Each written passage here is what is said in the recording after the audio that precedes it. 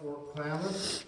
Fort Klamath was established in 1863 during the height of the American Civil War by the 1st Oregon Volunteer Cavalry.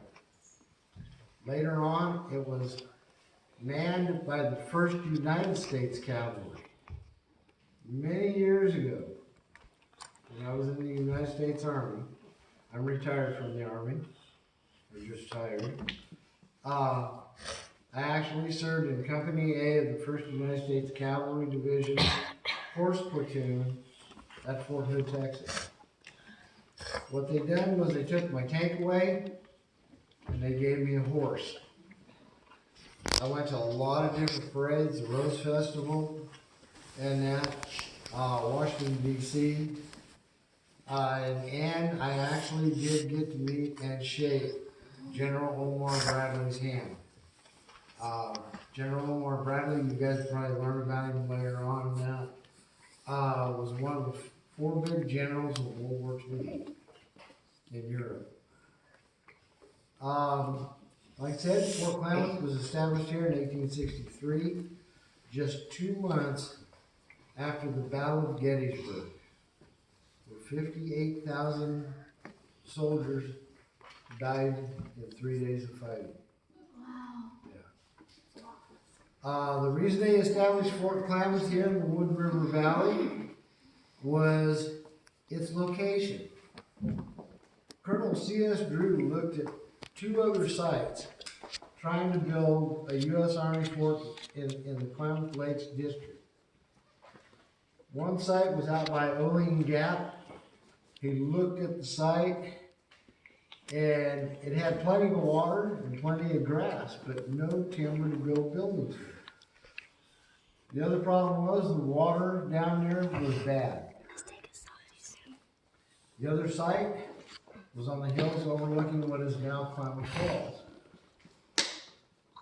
No water, no grass, there was plenty of timber, but not much else to do with. Colonel C.S. Drew was told by some of the Klamath Indian scouts that was with him about the Wood River Valley. A lot of people didn't know about the Wood River Valley here, and one guy that did wasn't too close by anyway. John Fremont actually came through the Wood River Valley. Came across the Klamath Marsh, came down through here, ended up going along the base of the Cascades, along the west side of Klamath Lake, and that was actually through the Wood River Valley. When Colonel C.S. Drew came into the Wood River Valley, they were surprised, literally stunned about what they were seeing here. There was literally acres upon acres of grass, natural grass hay. There were spring-fed streams. In fact, Fort Creek is just right across the road over here. The headwaters, where the spring boils up out of the ground at, is just about 2 miles up the road. Then you have Wood River right over here, just about 1.5 miles away. And then they used timber to build buildings. And right here, you have literally millions of acres of timber. So they could build buildings right in the valley here. They chose this site because 1, it was level. 2, it sat right directly between 2 streams, and it was good water. One of the first buildings built here at Fort Klamath was the guardhouse, and you're in the guardhouse. One of the other buildings was a barracks that sat directly straight across from here. That was one of the largest buildings built here at Fort Klamath. 32 feet wide, 320 feet long, and it was actually 2 stories. They had a library, recreational hall, but at first it was a mess hall. It sat just right across the irrigation ditch here. We do know the site where it was at, and there's certain things there that point out to its location. My question to you right now is, how's it feel to be in jail right now? Feel good. It doesn't feel good? No. Why not? This is not jail, this is freedom. Like you have nobody to, well, you can see family, right? They're really. I don't know. I think it feels like different there. It's different Instead of being because- at home. I've never been. Well, it's different in the way that this main room right here, if you were in the original guardhouse building, and what is now the display area here in the museum, this would be full of jail cells. What? Jail cells. No There was a big way. jail cell here. Now, that window up the front, and the window on the opposite side of the front, is not on the original building. These two rear windows were, okay? This was a large jail cell that would hold 12 people. Wow. This jail cell over here would hold 12 people. There was a small jail cell in the middle of the room where the big display case is at, that would hold 2 people.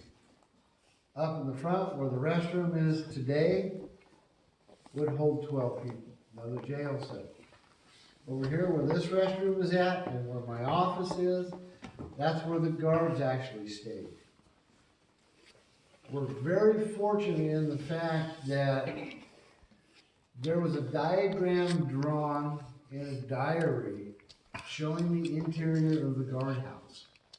So we know where these jail cells were. The other thing was, and we do have, and they're on this table over here, we have the original hinges from the door from the old guardhouse and the flat bars that were on that door. Some years ago, back in October of 2001, a ground squirrel chewed through the wiring in the old building, and it caused an electrical short, and we lost the building overnight. And we were lucky to recover what we did. We lost literally half of the displays in this room. We've been fortunate in having stuff in storage, and that's a lot of what's here today.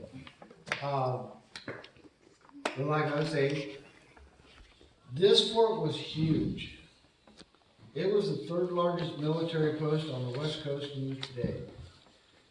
What you see here that we have now is only 8 acres of the original 11,050.24 acres. At one point, what you look at today here is the parade ground out front.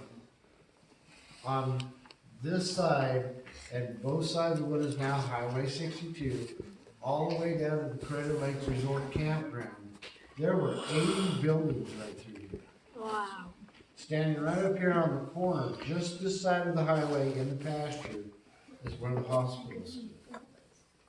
46 feet wide, 96 feet long, 2 stories, and had 2 surgical wards inside. It was a big building. But the old 1863 barracks rivaled all.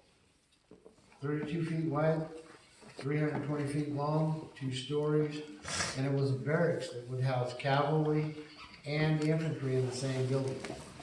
One of the funniest things about that building was when it was built, the quartermaster did not order the stoves to be put in the building. All the stovepipes were in. In 1864, a first sergeant stated that the men took great delight in waging war upon themselves within the barracks. They'd do during the wintertime, they'd go outside, they'd make snowballs. Now, if you did this at home, you'd be in trouble. They'd make snowballs, bring them into the barracks, and made every attempt at throwing the snowballs through the stovepipes into the other quarters. So if you just happened to be walking by, you got blasted by a snowball. And then the war was on. Nobody would get hurt, but yeah, eventually they did put the stoves in. Snow here on the fort grounds can get really deep at times. In the winter of 1889 and 1890, you see the burial here on the back wall here. This was done by Chris Young. This was the old cavalry barracks that stood just right over here, next to where the jail is at out here. From the front porch here to the second story balcony is 10 feet. The winter of 1889 and 90, Lieutenant William McCammon stated the snow right here on the valley floor was estimated at 20 feet deep and deeper. And those guys, Company K, 14th Infantry, had to brave the winter here. They were also charged with keeping the buildings clear of snow and keeping supplies coming into the fort. They lost some of the buildings. In fact, the twin buildings of the cavalry barracks here stood on the far north end up here. The balcony on the back side of the building collapsed due to the weight of the snow. So the infantry company moved out of that building to the cavalry barracks. They lost part of the barracks over here, the 63 barracks. The mess hall that stood right behind it, the entire center section collapsed. There was a huge hole in the middle. They lost the post chapel under the weight of the snow, and one of the cavalry barns collapsed, killing a mule. So the snow here can get deep at different times.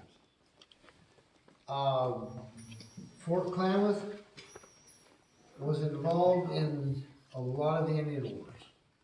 Not just the Paiute Indian Wars and not just the Modoc War of 1872 and 73.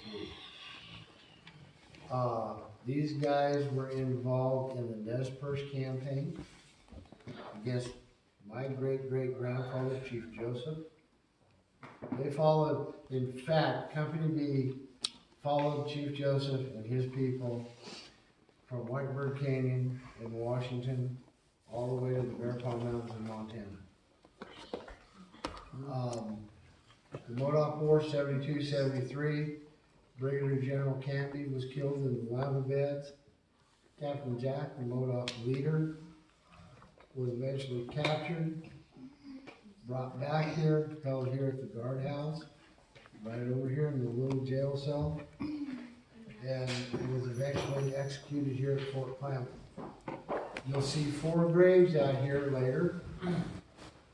Those 4 grave markers out there actually mark the site of the burial of Captain Jack, Sconchin John, Bobby Taylor, and Boston Charlie. We ask that you do not cross over the fence there. Todd will give you a little presentation about the gravesite. The other thing I always tell classes here, you guys know anything about archaeology? Okay. I know. Okay. What I tell classes is this is an archaeologically sensitive site. So if you find any artifacts, like what you see here in the museum, buttons, glass, just anything, okay? And if it's not modern, don't touch it. Come get myself or Todd out here at the graves. We'll take a look to see what the item is. We'll photograph it, take measurements and everything. And if it needs to be removed, we'll remove it, get it cleaned up, and then it goes on display here in the museum. What's this for? There's some firearms that are going to go into that display case. There's a mirror under it. Yep. That's so cool.